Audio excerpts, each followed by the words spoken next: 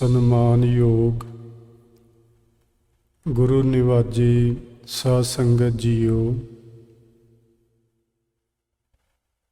ਆਪ ਜੀ ਨੇ ਗੁਰਬਾਣੀ ਕੀਰਤਨ ਬੜੇ ਪਿਆਰ ਨਾਲ ਸਰਵਣ ਕੀਤਾ ਹੈ। ਆਓ ਹੁਣ ਆਪਣੀਆਂ ਮਨੋਬਿਰਤੀਆਂ ਅੱਜ ਦੀ ਗੁਰਮਤਿ ਵਿਚਾਰਧਾਰਾ ਨਾਲ ਜੋੜਨ ਦਾ ਯਤਨ ਕਰੀਏ। ਸ਼ੁੱਕਰਵਾਰ ਵਾਲੇ ਦਿਨ ਆਪਾਂ ਬਾਬਾ ਫਰੀਦ ਸਾਹਿਬ ਜੀ ਦੇ ਸ਼ਲੋਕ ਸਮਝ ਰਹੇ ਹਾਂ। ਉਸੇ ਹੀ ਲੜੀ ਦੇ ਤਹਿਤ ਅੱਜ ਆਪਾਂ ਸ਼ਲੋਕ ਨੰਬਰ 101 ਅਤੇ 102 ਸਮਝਣ ਦੀ ਕੋਸ਼ਿਸ਼ ਕਰਾਂਗੇ, ਜੋ ਸ੍ਰੀ ਗੁਰੂ ਗ੍ਰੰਥ ਸਾਹਿਬ ਜੀ ਦੇ ਪੰਨਾ ਨੰਬਰ 1383 ਤੇ ਦਰਜ ਹਨ। ਸ਼ਲੋਕ ਸ਼ੁਰੂ ਕਰਨ ਤੋਂ ਪਹਿਲਾਂ ਦੱਸਣਾ ਚਾਹਾਂਗਾ, ਕੱਲ੍ਹ 21 ਜੁਲਾਈ ਦਾ ਦਿਨ ਸੀ ਅਤੇ 6 ਸਾਵਨ ਸੀ। ਨਾਨਕਸ਼ਾਹੀ ਕੈਲੰਡਰ ਮੁਤਾਬਕ ਕੱਲ੍ਹ ਮੀਰੀ ਪੀਰੀ ਦਿਵਸ ਸੀ, ਜੋ ਸ੍ਰੀ ਗੁਰੂ ਹਰਗੋਬਿੰਦ ਸਾਹਿਬ ਮਹਾਰਾਜ ਜੀ ਦੇ ਨਾਲ ਸੰਬੰਧ ਰੱਖਦਾ ਹੈ। ਗੁਰੂ ਨਾਨਕ ਦੇਵ ਮਹਾਰਾਜ ਜੀ ਤੋਂ ਗੁਰੂ ਅਰਜਨ ਦੇਵ ਸਾਹਿਬ ਜੀ ਤੱਕ ਗੁਰੂ ਘਰ ਦੇ ਅੰਦਰ ਕੇਵਲ ਪੀਰੀ ਦੀ ਪ੍ਰਧਾਨਤਾ ਸੀ। ਛੇਵੇਂ ਪਾਤਸ਼ਾਹ ਮਹਾਰਾਜ ਜੀ ਦੇ ਸਮੇਂ ਪੀਰੀ ਦੇ ਨਾਲ ਗੁਰੂ ਘਰ ਦੇ ਅੰਦਰ ਮੀਰੀ ਨੂੰ ਵੀ ਜਗ੍ਹਾ ਦਿੱਤੀ ਗਈ। ਸੋ ਪਹਿਲਾਂ ਆਪਾਂ ਥੋੜ੍ਹਾ ਜਿਹਾ ਸਮਝਦੇ ਹਾਂ ਕਿ ਮੀਰੀ ਤੇ ਪੀਰੀ ਇਹ ਹੈ ਕੀ।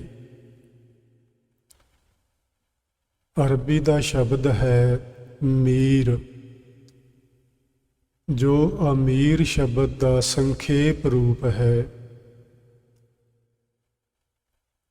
ਅਮੀਰ ਦਾ ਮਤਲਬ ਹੁੰਦਾ ਹੈ ਜਿਵੇਂ ਬਾਦਸ਼ਾਹ ਹੋਵੇ, ਕੋਈ ਵੱਡਾ ਸਰਦਾਰ ਹੋਵੇ, ਵੱਡਾ ਲੈਂਡਲਾਰਡ ਹੋਵੇ, ਉਸ ਨੂੰ ਅਮੀਰ ਆਖਦੇ ਨੇ। ਜਿਹਦੇ ਕੋਲ ਬਹੁਤ ਸਾਰਾ ਧਨ ਹੋਵੇ, ਜਾਇਦਾਦ ਹੋਵੇ। ਸੋ ਇਹਦਾ ਸੰਖੇਪ ਜਿਹਾ ਅਰਥ ਹੈ ਅਮੀਰ ਬਾਦਸ਼ਾਹ ਹੁੰਦਾ ਹੈ, ਸਰਦਾਰ ਹੁੰਦਾ ਹੈ। ਤੇ ਜਿਹੜਾ ਸ਼ਬਦ ਅਮੀਰੀ ਹੈ ਉਹਦਾ ਮਤਲਬ ਹੋ ਗਿਆ ਬਾਦਸ਼ਾਹਤ, ਸਰਦਾਰੀ।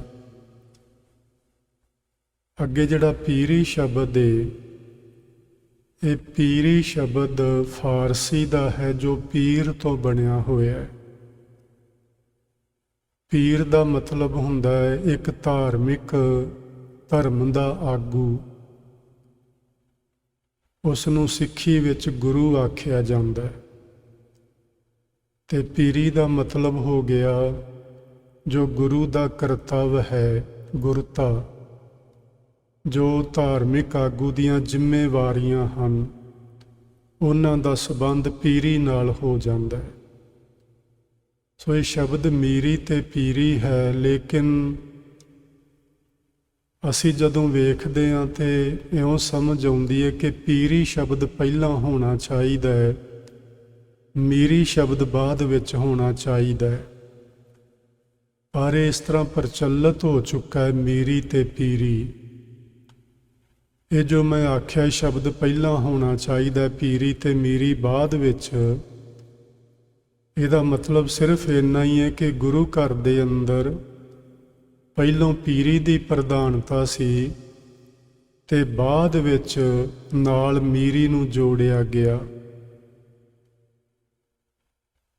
ਆਪਾਂ ਭਾਈ ਸਾਹਿਬ ਭਾਈ ਗੁਰਦਾਸ ਜੀ ਨੂੰ ਪੜ੍ਹਦੇ ਹਾਂ, ਉਹ ਕਹਿੰਦੇ ਨੇ 5 ਪਿਆਲੇ 5 ਪੀਰ ਛਟਮ ਪੀਰ ਬੈਠਾ ਗੁਰ ਭਾਰੀ। ਸ਼ੁਭ ਗੁਣਾ ਰੂਪੀ 5 ਪਿਆਲੇ ਨੇ, ਸਤ ਸੰਤੋਖ ਦਇਆ ਧਰਮ ਆਦਿਕ। ਤੇ 5 ਪੀਰ ਸਨ ਗੁਰੂ ਨਾਨਕ ਸਾਹਿਬ ਤੋਂ ਲੈ ਕੇ ਗੁਰੂ ਅਰਜਨ ਦੇਵ ਜੀ ਮਹਾਰਾਜ ਤੱਕ। ਛਠਮ ਪੀਰ ਬੈਠਾ ਗੁਰ ਭਾਰੀ, ਜਿਹਦਾ ਮਤਲਬ ਹੈ ਕਿ ਗੁਰੂ ਹਰਗੋਬਿੰਦ ਸਾਹਿਬ ਮਹਾਰਾਜ, ਉਹਨਾਂ ਦੇ ਸੰਬੰਧ ਵਿੱਚ ਭਾਈ ਗੁਰਦਾਸ ਆਖਦੇ ਨੇ, ਦਲ ਭੰਜਨ ਗੁਰ ਸੂਰਮਾ, ਵੱਡ ਯੋਧਾ ਬਹੁ ਪਰਉਪਕਾਰੀ। ਭਾਵੇਂ ਸਾਰੇ ਗੁਰੂ ਬੜੇ ਵੱਡੇ ਯੋਧੇ ਸਨ, ਸੂਰਮੇ ਸਨ, ਜਿਨ੍ਹਾਂ ਨੇ 5 ਵਿਕਾਰਾਂ ਉੱਤੇ ਕੰਟਰੋਲ ਕੀਤਾ ਹੋਇਆ ਸੀ, ਜਿਨ੍ਹਾਂ ਨੇ ਆਪਣੇ ਮਨ ਤੇ ਕਾਬੂ ਪਾ ਲਿਆ ਸੀ, ਪਰ 6ਵੇਂ ਪਾਤਸ਼ਾਹ ਨੂੰ ਭਾਈ ਗੁਰਦਾਸ ਵੱਡ ਯੋਧਾ ਇਸ ਲਈ ਲਿਖਦੇ ਨੇ ਕਿ ਉਹਨਾਂ ਦੇ ਜੀਵਨ ਕਾਲ ਵਿੱਚ ਪੀਰੀ ਦੇ ਨਾਲ ਮੀਰੀ ਜੁੜ ਗਈ। ਸੋ ਅਸੀਂ ਇਸ ਤਰ੍ਹਾਂ ਵੀ ਕਹਿ ਸਕਦੇ ਹਾਂ ਕਿ ਪਹਿਲਾਂ ਸਿੱਖੀ ਦੇ ਅੰਦਰ ਕੇਵਲ ਸੰਤਗਿਰੀ ਸੀ, ਤੇ 6ਵੇਂ ਪਾਤਸ਼ਾਹ ਮਹਾਰਾਜ ਜੀ ਦੇ ਸਮੇਂ ਉਹਨਾਂ ਨੇ ਨਾਲ ਸ਼ਕਤੀ ਨੂੰ ਜੋੜ ਕੇ ਮਾਨੋ ਸਿਪਾਹੀ ਪੈਦਾ ਕੀਤੇ। ਮੀਰੀ ਤੇ ਪੀਰੀ, ਸੰਤ ਤੇ ਸਿਪਾਹੀ, ਭਗਤੀ ਤੇ ਸ਼ਕਤੀ, ਇਹਨਾਂ ਦੋਨਾਂ ਚੀਜ਼ਾਂ ਦਾ ਸੁਮੇਲ ਹੋ ਗਿਆ ਗੁਰੂ ਘਰ ਦੇ ਅੰਦਰ 6ਵੇਂ ਪਾਤਸ਼ਾਹ ਦੇ ਵੇਲੇ। 6ਵੇਂ ਪਾਤਸ਼ਾਹ ਮਹਾਰਾਜ ਜੀ ਨੇ ਦਰਬਾਰ ਸਾਹਿਬ ਅੰਮ੍ਰਿਤਸਰ ਦੇ ਬਿਲਕੁਲ ਸਾਹਮਣੇ ਪਰਿਕਰਮਾ ਤੋਂ ਬਾਹਰਲੇ ਪਾਸੇ ਇੱਕ ਤਖਤ ਦੀ ਰਚਨਾ ਕੀਤੀ, ਜਿਸ ਨੂੰ ਉਹਨਾਂ ਨੇ ਅਕਾਲ ਬੁੰਗਾ ਜਾਂ ਅਕਾਲ ਤਖਤ ਦਾ ਨਾਮ ਦਿੱਤਾ। ਅਕਾਲ ਤਖਤ ਦਾ ਮਤਲਬ ਵੀ ਸੀ ਸਾਡੀ ਸ਼ਕਤੀ ਦਾ ਪ੍ਰਤੀਕ ਹੈ ਅਕਾਲ ਤਖਤ। ਸੋ ਗੁਰੂ ਹਰਗੋਬਿੰਦ ਸਾਹਿਬ ਮਹਾਰਾਜ ਜੀ ਨੇ ਸਿੱਖਾਂ ਨੂੰ, ਜਿੱਥੇ ਉਹ ਪਹਿਲਾਂ ਕੇਵਲ ਧਰਮ ਦੀ ਦੁਨੀਆ ਵਿੱਚ ਵਿਚਰਦੇ ਸਨ, ਉਹਨਾਂ ਨੂੰ ਰਾਜਨੀਤੀ ਵਿੱਚ ਹਿੱਸਾ ਲੈਣ ਲਈ ਵੀ ਪ੍ਰੇਰਨਾ ਦਿੱਤੀ। ਲੇਕਿਨ ਇੱਕ ਗੱਲ ਉਹਨਾਂ ਨੇ ਸਾਨੂੰ ਇਹ ਸਮਝਾਈ ਸੀ ਕਿ ਹਮੇਸ਼ਾ ਯਾਦ ਰੱਖਣਾ, ਧਰਮ ਪਹਿਲੇ ਨੰਬਰ ਤੇ ਹੋਵੇ ਤੇ ਰਾਜਨੀਤੀ ਦੂਜੇ ਨੰਬਰ ਤੇ ਹੋਵੇ। ਭਾਵੇਂ ਅੱਜ ਸਿੱਖਾਂ ਦੇ ਅੰਦਰ ਇਹ ਸਭ ਕੁਝ ਉਲਟ ਹੋ ਗਿਆ। ਅੱਜ ਰਾਜਨੀਤੀ ਪਹਿਲੇ ਨੰਬਰ ਤੇ ਖੜੀ ਏ, ਧਰਮ ਤੇ ਪਤਾ ਨਹੀਂ ਕਿਤੇ ਹੈ ਕਿ ਨਹੀਂ। ਜਿੰਨੇ ਸਾਡੇ ਧਾਰਮਿਕ ਰਾਜਨੀਤਿਕ ਲੋਕ ਨੇ, ਜਿਹੜੇ ਧਰਮ ਦੀ ਨੀਤੀ ਨੂੰ ਚਲਾਉਣ ਵਾਲੇ ਨੇ, ਉਹਨਾਂ ਨੇ ਵੀ ਕੇਵਲ ਰਾਜਨੀਤੀ ਨੂੰ ਹੀ ਅਪਣਾ ਲਿਆ, ਧਰਮ ਉਹਨਾਂ ਨੇ ਵੀ ਛੱਡ ਦਿੱਤਾ ਹੈ। ਔਰ ਗੁਰੂ ਨਾਨਕ ਸਾਹਿਬ ਦੇ ਉਹ ਬਚਨ ਯਾਦ ਆਉਂਦੇ ਨੇ ਕਿ ਧਰਮ ਪੰਖ ਕਰ ਉੱਡ ਰਿਹਾ। ਧਰਮ ਨੂੰ ਮੰਨ ਲਓ ਮਾਨੋ ਖੰਭ ਲੱਗ ਗਏ ਹੋਣ ਤੇ ਉਹ ਜ਼ਮੀਨ ਤੇ ਨਾ ਰਹਿ ਕੇ ਕਿਤੇ ਆਕਾਸ਼ ਵਿੱਚ ਉਡਾਰੀ ਮਾਰ ਗਿਆ ਹੋਵੇ। ਅੱਜ ਧਾਰਮਿਕ ਲੋਕਾਂ ਵਿੱਚੋਂ ਵੀ ਧਰਮ ਨਹੀਂ ਲੱਭਦਾ, ਲੇਕਿਨ ਗੁਰੂ ਮਹਾਰਾਜ ਜੀ ਨੇ ਆਖਿਆ ਸੀ ਕਿ ਤੁਸੀਂ ਧਰਮ ਨੂੰ ਪਹਿਲ ਦੇਣੀ ਤੇ ਰਾਜਨੀਤੀ ਨੂੰ ਬਾਅਦ ਵਿੱਚ ਕਿਸੇ ਥਾਂ ਰੱਖਣਾ ਜੇ ਲੋੜ ਪਵੇ ਤਾਂ। ਸੋ ਗੁਰੂ ਹਰਗੋਬਿੰਦ ਸਾਹਿਬ ਮਹਾਰਾਜ ਜੀ ਨੇ ਸਾਨੂੰ ਮੀਰੀ ਤੇ ਪੀਰੀ ਦਾ ਸਿਧਾਂਤ ਦਿੱਤਾ, ਸੰਤ ਸਿਪਾਹੀ ਤੇ ਭਗਤੀ ਤੇ ਸ਼ਕਤੀ, ਉਹਨਾਂ ਨੇ ਇਹਨਾਂ ਦਾ ਸੁਮੇਲ ਕੀਤਾ। ਕੱਲ੍ਹ ਦਾ ਦਿਨ ਸੀ ਜੋ 21 ਜੁਲਾਈ ਦਾ ਦਿਨ ਸੀ। ਆਪ ਸਾਰੀ ਸੰਗਤ ਨੂੰ ਮੀਰੀ ਤੇ ਪੀਰੀ ਦਾ ਦਿਨ ਮੁਬਾਰਕ ਹੋਵੇ। ਆਓ ਵਿਚਾਰ ਕਰਦੇ ਹਾਂ, ਪਿਛਲੀ ਕਥਾ ਵਿੱਚ ਆਪਾਂ ਫਰੀਦ ਸਾਹਿਬ ਜੀ ਦਾ ਸ਼ਲੋਕ ਨੰਬਰ 100 ਸਮਝ ਰਹੇ ਸਾਂ, ਜਿਸ ਦੇ ਅਖੀਰ ਵਿੱਚ ਭਗਤ ਜੀ ਨੇ ਸਾਨੂੰ ਇਹ ਗੱਲ ਸਮਝਾਈ ਸੀ ਕਿ ਅਸੀਂ ਜਿਹੜੇ ਕਰਮ ਕਮਾਉਂਦੇ ਹਾਂ ਜ਼ਿੰਦਗੀ ਦੇ ਅੰਦਰ, ਜਿਨ੍ਹਾਂ ਨੂੰ ਅਮਲ ਲਿਖਿਆ ਬਾਬਾ ਫਰੀਦ ਜੀ ਨੇ, ਫਰੀਦਾ ਅਮਲ ਜੇ ਕੀਤੇ ਦੁਨੀ ਵਿੱਚ ਦਰਗਾਹ ਆਏ ਕੰਮ। ਜਿਹੜੇ ਅਸੀਂ ਨੇਕ ਕਰਮ ਕੀਤੇ ਇਸ ਸੰਸਾਰ ਵਿੱਚ ਰਹਿ ਕੇ, ਉਹਨਾਂ ਨੇ ਸਾਡਾ ਸਾਥ ਦਿੱਤਾ। ਉਹ ਦਰਗਾਹ ਵਿੱਚ ਵੀ ਸਾਡੇ ਕੰਮ ਆਏ, ਭਾਵ ਸਾਡਾ ਮਤਲਬ ਹੱਲ ਹੋਇਆ ਉਹਨਾਂ ਕਰਮਾਂ ਦੇ ਨਾਲ ਜਿਹੜੇ ਅਸੀਂ ਇਸ ਜ਼ਿੰਦਗੀ ਵਿੱਚ ਭਲੇ ਕਰਮ ਕਮਾਏ।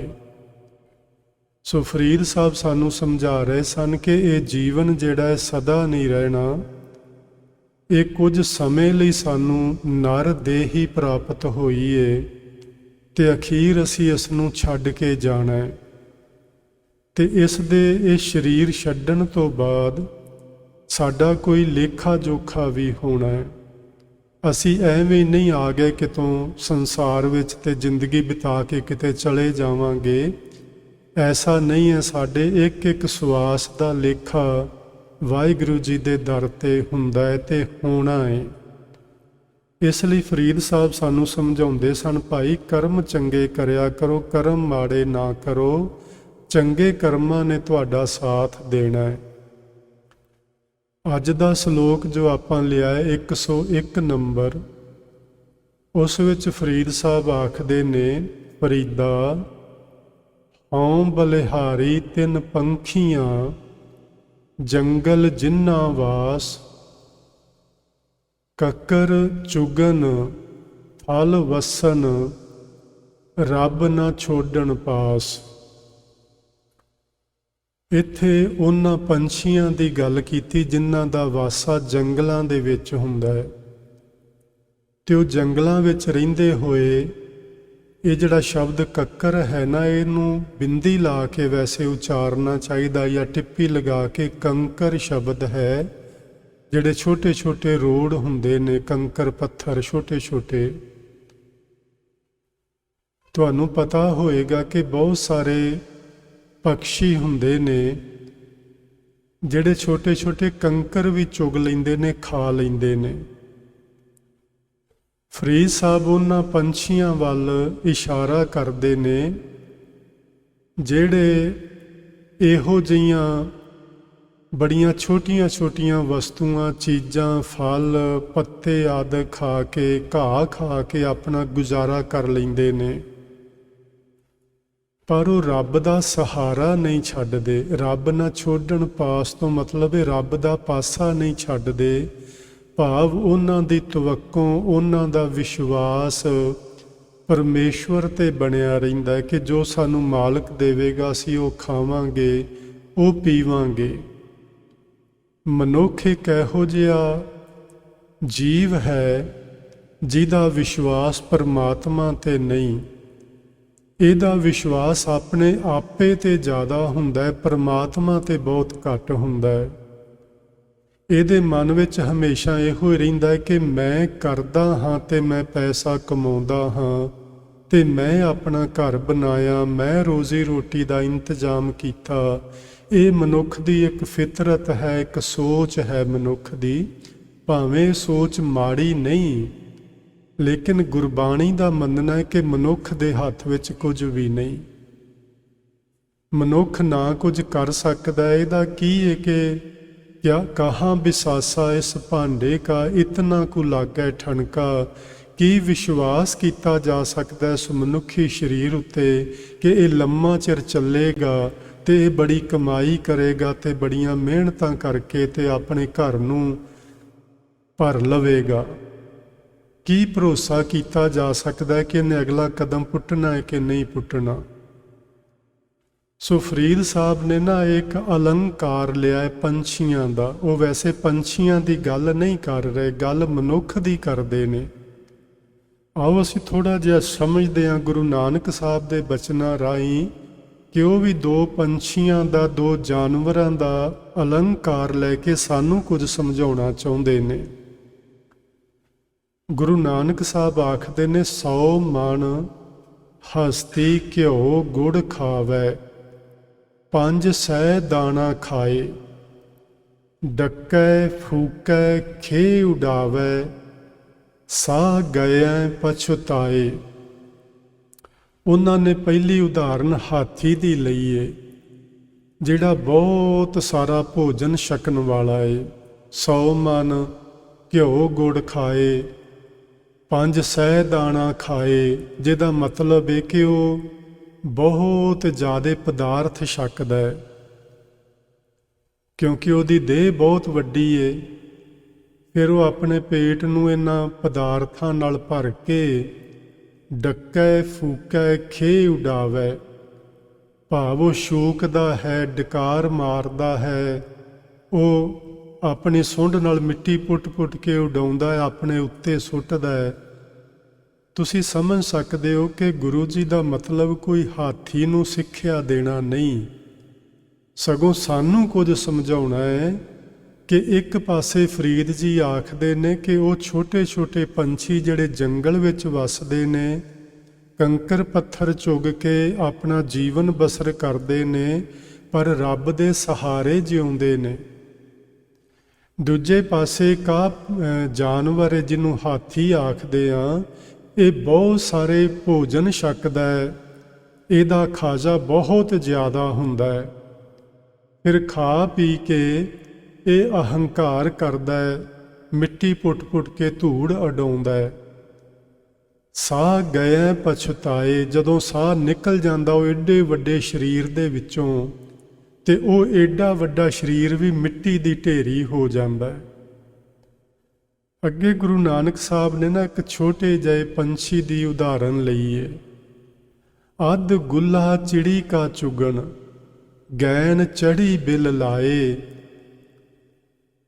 ਅਸੀਂ ਕਈ ਵਾਰੀ ਰੋਟੀ ਨੂੰ ਗੁੱਲੀ ਆਖਦੇ ਹਾਂ। ਅੱਧ ਗੁੱਲਾ ਚਿੜੀ ਕਾ ਚੁਗਣ, ਚਿੜੀ ਦਾ ਚੁਗਣਾ ਚੋਗਾ ਕਿੰਨਾ ਕੂਏ, ਉਹ 24 ਘੰਟਿਆਂ 'ਚ ਇੰਨਾ ਕੁ ਚੋਗਾ ਚੁਗਦਾ ਜਿਵੇਂ ਛੋਟੀ ਜੀ ਅੱਧੀ ਰੋਟੀ ਹੋਵੇ, ਇਸ ਤੋਂ ਵੀ ਘੱਟ। ਗੈਨ ਚੜੀ, ਉਹ ਆਕਾਸ਼ ਵਿੱਚ ਉਡਾਰੀਆਂ ਮਾਰਦੀ ਹੈ। ਗੈਨ ਦਾ ਮਤਲਬ ਹੁੰਦਾ ਹੈ ਆਕਾਸ਼, ਤੇ ਉੱਥੇ ਉਹ ਬਿਲ ਲਾਏ ਦਾ ਮਤਲਬ ਹੈ ਪ੍ਰਿਓ ਕਰਦੀ ਏ, ਚੂੰ ਚੂੰ ਕਰਦੀ ਏ, ਮਾਨੋ ਉਹ ਰੱਬ ਨੂੰ ਯਾਦ ਕਰਦੀ ਏ। ਗੁਰੂ ਜੀ ਆਖਦੇ ਖਸਮੈ ਭਾਵੈ ਉਹ ਹਾ ਚੰਗੀ, ਜੇ ਕਰੇ ਖੁਦਾਏ ਖੁਦਾਏ। ਜੇ ਉਹ ਰੱਬ ਕਰੇ, ਵਾਹਿਗੁਰੂ ਕਰੇ, ਰੱਬ ਨੂੰ ਚੰਗੀ ਲੱਗ ਜਾਏ ਤੇ ਸਾਡੇ ਨਾਲੋਂ ਤੇ ਉਹ ਵੀ ਚੰਗੀ ਏ। ਜਪਜੀ ਸਾਹਿਬ ਜੀ ਦੇ ਵਿੱਚ ਗੁਰੂ ਸਾਹਿਬ ਨੇ ਆਖਿਆ, ਕੀੜੀ ਤੁਲ ਨਾ ਹੋਵਣੀ, ਜੇ ਤਿਸ ਮਨੋ ਨਾ ਵਿਸਰੈ। ਇੱਕ ਪਾਸੇ ਏਡੇ ਏਡੇ ਰਾਜੇ ਮਹਾਰਾਜੇ ਹੋਣ, ਜਿਨ੍ਹਾਂ ਦੇ ਕੋਲ ਧਨ ਪਦਾਰਥ ਪਹਾੜਾਂ ਜਿੱਡੇ ਢੇਰ ਲੱਗੇ ਹੋਏ ਹੋਣ, ਤੇ ਇੱਕ ਪਾਸੇ ਇੱਕ ਗਰੀਬੜਾ ਜਿਹਾ ਆਦਮੀ ਹੋਵੇ, ਕੀੜੀ ਵਰਗੀ ਜੀ ਦੀ ਹੈਸੀਅਤ ਹੋਵੇ। ਸੋ ਇੱਥੇ ਇਹ ਜਿਹੜੇ ਪਸ਼ੂਆਂ ਪੰਛੀਆਂ ਦੀਆਂ ਉਦਾਹਰਨਾਂ ਲੈ ਕੇ ਸਾਨੂੰ ਸਮਝਾਉਣਾ ਚਾਹ ਰਹੇ ਨੇ, ਨਾ ਕਿ ਕੋਈ ਪਸ਼ੂਆਂ ਪਕਸ਼ੀਆਂ ਨੂੰ ਗੁਰੂ ਜੀ ਕੋਈ ਉਪਦੇਸ਼ ਦੇ ਰਹੇ ਨੇ। ਫਰੀਦ ਸਾਹਿਬ ਵੀ ਉਸੇ ਹੀ ਢੰਗ ਨਾਲ ਸਾਨੂੰ ਹੀ ਕੁਝ ਸਮਝਾਉਣਾ ਚਾਹੁੰਦੇ ਨੇ ਕਿ ਭਾਈ ਮੈਂ ਉਹਨਾਂ ਤੋਂ ਸਦਕੇ ਜਾਣਾ ਜਿਨ੍ਹਾਂ ਦੀ ਹੈਸੀਅਤ, ਜਿਨ੍ਹਾਂ ਲੋਕਾਂ ਦੀ ਹੈਸੀਅਤ ਬੜੀ ਛੋਟੀ ਹੋਵੇ, ਪਰ ਉਹ ਪਰਮਾਤਮਾ ਨੂੰ ਯਾਦ ਕਰਦੇ ਹੋਣ। ਮੈਂ ਉਹਨਾਂ ਤੋਂ ਸਦਕੇ ਜਾਣਾ। ਜਿਹੜੇ ਬਹੁਤ ਵੱਡੇ ਵੱਡੇ ਲੋਕ ਨੇ, ਜਿਨ੍ਹਾਂ ਦੀ ਹੈਸੀਅਤ ਹਾਥੀਆਂ ਵਰਗੀ ਏ, ਭਾਵ ਵੱਡੇ ਵੱਡੇ ਹੰਕਾਰੀ ਰਾਜੇ ਮਹਾਰਾਜੇ, ਅਮੀਰ ਵਜ਼ੀਰ, ਜਿਨ੍ਹਾਂ ਨੂੰ ਪਰਮੇਸ਼ਵਰ ਭੁੱਲ ਗਿਆ ਹੋਵੇ, ਜਿਹੜੇ ਅਹੰਕਾਰ ਨਾਲ ਭਰੇ ਪਏ ਹੋਣ, ਉਹਨਾਂ ਨਾਲੋਂ ਉਹ ਲੋਕ ਚੰਗੇ ਨੇ ਜਿਹੜੇ 2 ਵੇਲੇ ਦੀ ਮਿਹਨਤ ਕਰਕੇ ਰੋਟੀ ਕਮਾ ਕੇ ਖਾਂਦੇ ਨੇ, ਪਰ ਉਹ ਪਰਮਾਤਮਾ ਨੂੰ ਯਾਦ ਰੱਖਦੇ ਨੇ, ਪਰਮਾਤਮਾ ਨੂੰ ਕਦੇ ਭੁਲਾਉਂਦੇ ਨਹੀਂ। ਸੋ ਫਰੀਦ ਸਾਹਿਬ ਨੇ ਸਾਨੂੰ ਇਹ ਗੱਲ ਸਮਝਾਈ ਹੈ ਕਿ ਭਾਈ ਰੁੱਖੀ ਸੁੱਖੀ ਖਾਏ ਕੈ, ਠੰਡਾ ਪਾਣੀ ਪੀਓ। ਤੇ ਇਹ ਵੀ ਆਖਿਆ, ਵੇਖ ਪਰਾਈ ਚੋਪੜੀ, ਨਾ ਤਰਸਾਏ ਜੀਓ। ਦੂਜਿਆਂ ਵੱਲ ਵੇਖ ਕੇ ਸਿਆਣੇ ਕਹਿੰਦੇ ਹੁੰਦੇ ਨੇ ਕਿ ਕਿਸੇ ਦਾ ਮਹਿਲ ਵੇਖ ਕੇ ਆਪਣੀ ਕੱਖਾਂ ਦੀ ਕੁੱਲੀ ਢਾਹ ਨਹੀਂ ਲਈਦੀ ਹੁੰਦੀ। ਭਾਵ ਇਹਦਾ ਇਹ ਹੀ ਹੁੰਦਾ ਹੈ ਕਿ ਲੋਕਾਂ ਵੱਲ ਵੇਖ ਕੇ, ਵੱਡਿਆਂ ਵੱਲ ਵੇਖ ਕੇ ਆਪਣੇ ਆਪ ਨੂੰ ਨੀਵਾਂ ਜਾਂ ਇਸ ਤਰ੍ਹਾਂ ਸੋਚਣ ਦੀ ਵੀ ਲੋੜ ਨਹੀਂ। ਤੁਸੀਂ ਪਰਮੇਸ਼ਵਰ ਦਾ ਨਾਮ ਜਪੋ।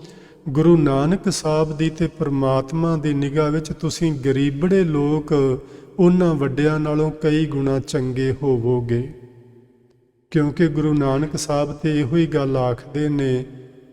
ਮੇਰਾ ਜਿਹੜਾ ਸਾਥ ਹੈ ਉਹ ਛੋਟਿਆਂ ਦੇ ਨਾਲ ਹੈ, ਵੱਡਿਆਂ ਨਾਲ ਮੇਰੀ ਕੋਈ ਰੀਸ ਨਹੀਂ। ਨੀਚਾ ਅੰਦਰ ਨੀਚ ਜਾਤ, ਨੀਚੀ ਹੂੰ ਅਤ ਨੀਚ, ਨਾਨਕ ਤਿਨ ਕੈ ਸੰਗ ਸਾਥ, ਵੱਡਿਆਂ ਸਿਉ ਕਿਆ ਰੀਸ। ਸੋ ਅਸੀਂ ਛੋਟੇ ਬਣ ਕੇ ਜ਼ਿੰਦਗੀ ਬਸਰ ਕਰੀਏ, ਲੇਕਿਨ ਪਰਮਾਤਮਾ ਨੂੰ ਯਾਦ ਕਰਕੇ। ਛੋਟੇ ਬਣ ਕੇ ਜ਼ਿੰਦਗੀ ਬਸਰ ਕਰਨ ਤੋਂ ਮੇਰਾ ਭਾਵ ਹੈ ਨਿਮਰਤਾ ਵਿੱਚ ਰਹਿ ਕੇ, ਗਰੀਬੀ ਵਿੱਚ ਰਹਿ ਕੇ, ਹੰਕਾਰੀ ਹੋ ਕੇ ਨਹੀਂ। ਅਗਲਾ ਬਚਨ ਹੈ ਬਾਬਾ ਫਰੀਦ ਜੀ ਦਾ 102 ਨੰਬਰ ਸ਼ਲੋਕ। ਫਰੀਦਾ ਰੁੱਤ ਫਿਰੀ ਵਣ ਕੰਬਿਆ, ਪੱਤ ਝੜੇ ਝੜ ਪਾਹੇ, ਚਾਰੇ ਕੁੰਡਾਂ ਢੂੰਡੀਆਂ, ਰਹਿਨ ਕਿਥਾਉ ਨਾਹੇ। ਰੁੱਤ ਫਿਰੀ ਤੋਂ ਮਤਲਬ ਹੈ ਰੁੱਤ ਬਦਲ ਗਈ। ਰੁੱਤਾਂ ਬਦਲਦੀਆਂ ਰਹਿੰਦੀਆਂ ਨੇ। ਇੱਥੇ 4 ਵਾਰੀ ਬਦਲਦੀ ਹੈ ਰੁੱਤ ਸਾਲ ਵਿੱਚ। ਤੇ ਜਿਸ ਖਿੱਤੇ ਵਿੱਚੋਂ ਆਪਾਂ ਆਏ ਆ, ਪੰਜਾਬ ਦਾ ਖਿੱਤਾ, ਉੱਥੇ 6 ਰੁੱਤਾਂ ਬਦਲਦੀਆਂ ਨੇ ਇੱਕ ਸਾਲ ਵਿੱਚ। ਫਰੀਦਾ ਰੁੱਤ ਫਿਰੀ, ਜਦੋਂ ਰੁੱਤ ਬਦਲੀ। ਵਣ ਕੰਬਿਆ, ਜਦੋਂ ਪੱਤ ਝੜ ਆਉਂਦਾ ਹੈ। ਉਹ ਰੁੱਤ ਆਉਂਦੀ ਹੈ ਜਦੋਂ ਸਰਦੀ ਆਉਣੀ ਸ਼ੁਰੂ ਹੁੰਦੀ ਹੈ। ਜੰਗਲ ਦੇ ਸਭ ਪੱਤੇ ਝੜ ਜਾਂਦੇ ਨੇ। ਜੰਗਲ ਮਾਨੋ ਇਉਂ ਲੱਗਦਾ ਜਿਵੇਂ ਅੱਗ ਲਾ ਕੇ ਕਿਸੇ ਨੇ ਸਾੜ ਦਿੱਤਾ ਹੋਵੇ। ਵਣ ਕੰਬਿਆ ਤੋਂ ਇਹ ਮਤਲਬ ਹੈ। ਪੱਤ ਝੜੇ ਝੜ ਪਾਹੇ, ਪੱਤੇ ਝੜ ਜਾਂਦੇ ਨੇ। ਤੇ ਫਰੀਦ ਸਾਹਿਬ ਉਸ ਰੁੱਤ ਨੂੰ ਵੇਖ ਕੇ ਗੱਲ ਕਹਿੰਦੇ ਨੇ, ਚਾਰੇ ਕੁੰਡਾਂ ਢੂੰਡੀਆਂ, ਰਹਿਨ ਕਿਥਾਉ ਨਾਹੇ। ਮੈਂ 4 ਚੁਫੇਰੇ ਨਿਗਾਹ ਮਾਰ ਕੇ ਵੇਖੀ, ਇੱਥੇ ਇਸ ਬ੍ਰਹਿਮੰਡ ਦੇ ਅੰਦਰ ਇੱਕ ਪਰਮਾਤਮਾ ਨੂੰ ਛੱਡ ਕੇ ਕੁਝ ਵੀ ਸਦਾ ਰਹਿਣ ਵਾਲਾ ਨਹੀਂ। ਇੱਥੋਂ ਤੱਕ ਗੁਰਬਾਣੀ ਮੰਨਦੀ ਹੈ ਕਿ ਪਲੈਨਟਸ ਜਿਹੜੇ ਨੇ, ਧਰਤੀ, ਚੰਦ, ਸਿਤਾਰੇ, ਇਹ ਵੀ ਸਦਾ ਰਹਿਣ ਵਾਲੇ ਨਹੀਂ। ਇਹਨਾਂ ਨੇ ਵੀ ਇੱਕ ਦਿਨ ਬਿਨਸ ਜਾਣਾ ਹੈ।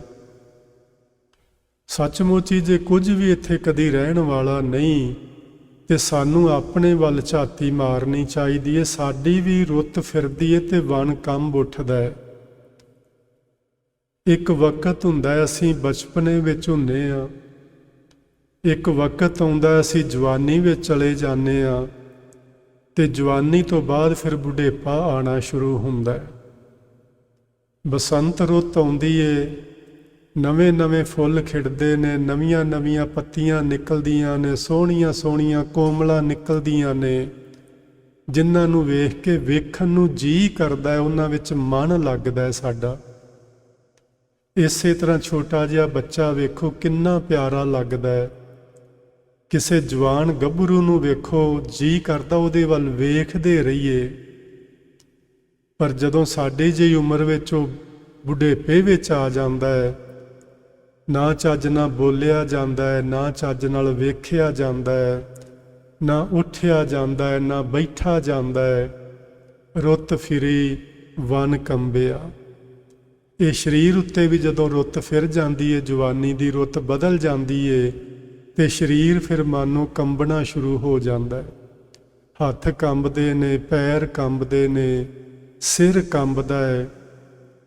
ਗੁਰੂ ਮਹਾਰਾਜ ਜੀ ਨੇ ਸਾਡੀਆਂ 3 ਅਵਸਥਾਵਾਂ ਦਾ ਜ਼ਿਕਰ ਕੀਤਾ ਗੁਰਬਾਣੀ ਵਿੱਚ। ਬਾਲ, ਜਵਾਨੀ ਅਰ ਬਿਰਧ ਫੁਨ, 3 ਅਵਸਥਾ ਜਾਨ। ਇਹਨਾਂ 3 ਅਵਸਥਾ ਨੂੰ ਸਮਝ ਲੈਣਾ ਚਾਹੀਦਾ ਹੈ ਕਿ ਜਦੋਂ ਬੁਢੇਪਾ ਹੁੰਦਾ ਹੈ, ਮਾਨੋ ਪੱਤ ਝੜ ਆ ਗਈ ਇਸ ਸਰੀਰ ਉੱਤੇ, ਇਹਦੀ ਬਸੰਤ ਰੁੱਤ ਜਵਾਨੀ ਹੁਣ ਚਲੀ ਗਈ ਹੈ। ਸੋ ਬਾਬਾ ਫਰੀਦ ਸਾਹਿਬ ਨਾ ਸਾਨੂੰ ਇਹ ਗੱਲ ਸਮਝਾਉਣਾ ਚਾਹੁੰਦੇ ਨੇ ਕਿ ਯਾਦ ਰੱਖੋ, ਜੇ ਅੱਜ ਤੁਹਾਡੇ ਤੇ ਜਵਾਨੀ ਹੈ ਤੇ ਜਵਾਨੀ ਸਦਾ ਨਹੀਂ ਰਹਿਣੀ। ਇਸ ਜਵਾਨੀ ਦਾ ਮਾਣ ਨਾ ਕਰੋ, ਇਹਦਾ ਅਹੰਕਾਰ ਨਾ ਕਰੋ। ਨਿਮਰਤਾ ਵਿੱਚ ਰਹਿ ਕੇ ਆਪਣੇ ਦਿਨ ਸਫਲ ਕਰੋ, ਪ੍ਰਭੂ ਦੀ ਭਗਤੀ ਕਰੋ, ਪਰਉਪਕਾਰ ਦੇ ਕੰਮ ਕਰੋ। ਜੇ ਜਵਾਨੀ ਹੈ ਤੁਹਾਡੇ ਤੇ ਵੱਧ ਤੋਂ ਵੱਧ ਸੇਵਾ ਕਰਿਆ ਕਰੋ। ਜਿੱਥੇ ਅਸੀਂ ਆਪਣੇ ਲਈ 8 ਘੰਟੇ ਕੰਮ ਕਰਦੇ ਹਾਂ, ਉੱਥੇ ਦੂਜਿਆਂ ਲਈ ਜੇ ਅਸੀਂ ਦਿਹਾੜੀ ਦੇ 2 ਘੰਟੇ ਵੀ ਲਾਈਏ ਤੇ ਜੇ ਸਾਰੀ ਧਰਤੀ ਉੱਤੇ ਵਸਣ ਵਾਲੇ ਮਨੁੱਖ ਦੂਜਿਆਂ ਲਈ 2 ਘੰਟੇ ਹਰ ਰੋਜ਼ ਲਗਾਉਣ ਤੇ ਕੀ ਧਰਤੀ ਸੱਚਖੰਡ ਜਾਂ ਸਵਰਗ ਨਾ ਬਣ ਜਾਏ? ਆਪਾਂ ਕਦੀ ਇਸ ਤਰ੍ਹਾਂ ਸੋਚਦੇ ਨਹੀਂ ਆ। ਆਪਣੇ ਲਈ 8 ਘੰਟੇ ਵੀ ਲਾਵਾਂਗੇ, ਓਵਰ ਟਾਈਮ ਮਿਲ ਜੇ ਤੇ ਉਹ ਵੀ ਲਾ ਕੇ 10-12 ਘੰਟੇ ਵੀ ਲਾਉਣ ਨੂੰ ਤਿਆਰ ਹੁੰਨੇ ਆ। ਕਿੰਨੇ ਮੁੰਡੇ ਇੱਥੇ ਮਿਲਦੇ ਨੇ ਜਿਹੜੇ ਆਂਦੇ ਨੇ ਅਸੀਂ 16-16, 18-18 ਘੰਟੇ ਕੰਮ ਕਰਦੇ ਆ। ਆਪਣੇ ਲਈ ਤੇ ਬੰਦਾ 18 ਘੰਟੇ ਵੀ ਕਰੇਗਾ, ਪਰ ਕਿਸੇ ਦੂਜੇ ਲਈ ਅਸੀਂ 1 ਮਿੰਟ ਵੀ ਕੁਝ ਕਰਨ ਨੂੰ ਤਿਆਰ ਨਹੀਂ ਹੁੰਦੇ। ਬਸ ਉਹ ਕਿਸੇ ਲਈ ਕੁਝ ਕਰਨ ਨੂੰ ਸੇਵਾ ਆਖੀਦਾ।